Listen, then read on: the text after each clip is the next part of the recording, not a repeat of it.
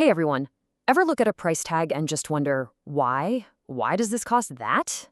Well, today we're pulling back the curtain to uncover the hidden science that decides what you pay for pretty much everything. Let's get into it. Really think about it for a second. On the surface, prices can feel completely random.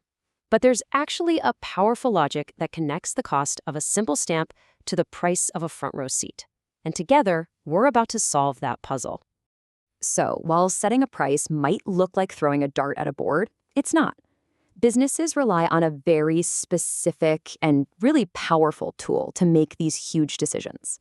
And that tool, that secret ingredient, is a discipline called costing. It's the step-by-step process that any organization, whether it's the Postal Service or your favorite sports team, uses to figure out exactly what it spends to get something to you. Okay, so how does it actually work? To really get it, we need to break it down to the two fundamental building blocks that make up the true cost of, well, just about anything.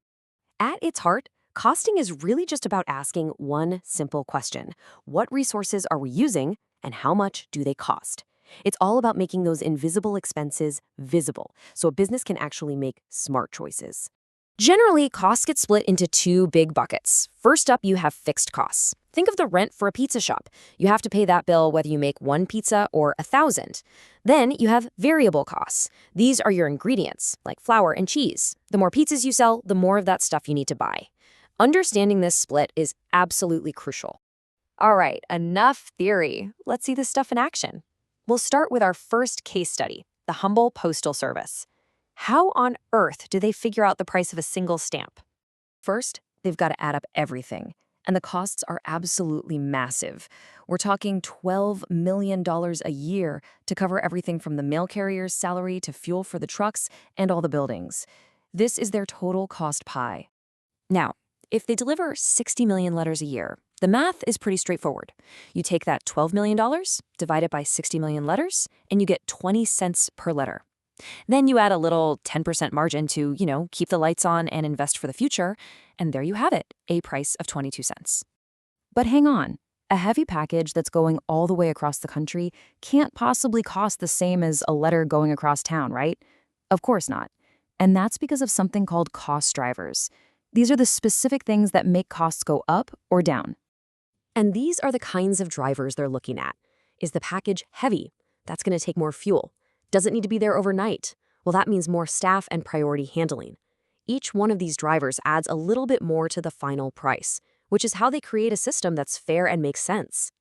Okay, let's switch gears and move to our next case. We're in a totally different world now, pricing a ticket for a football match. But as you're about to see, the logic behind it is exactly the same.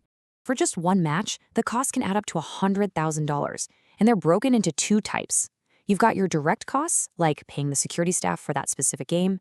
Then you've got your indirect costs, or overhead, like the stadium's general maintenance, which also have to be factored into the price of the event. So with costs of $100,000 and an expected crowd of 25,000 people, the stadium needs to charge at least $4 per ticket.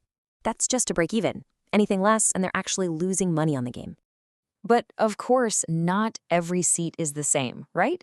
Just like with the mail, they use a tiered strategy. The best seats, the ones with the best views, the VIP seats, they cost more because they offer more value.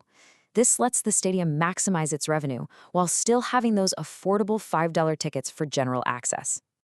So, we've seen how costing works for mail and for matches. It's kind of cool to see behind the scenes, but why does understanding this actually matter to any of us? Because it shows that pricing isn't just a random number, it's a strategy. Our postal example mostly used what's called cost-plus pricing. You just add a margin on top of the cost. The stadium, though, they blended that with value-based pricing, charging more for those awesome seats because they knew fans perceived them as being more valuable. And that's really the bottom line. Costing is what allows any organization to plan for the future and make smart, strategic decisions. It's what turns what seems like guesswork into a real science. So now, the next time you buy a coffee, a plane ticket, or even just a stamp, you'll be able to see the hidden logic playing out. You'll recognize the fixed costs, the variable costs, and all the little cost drivers working together to create that final number.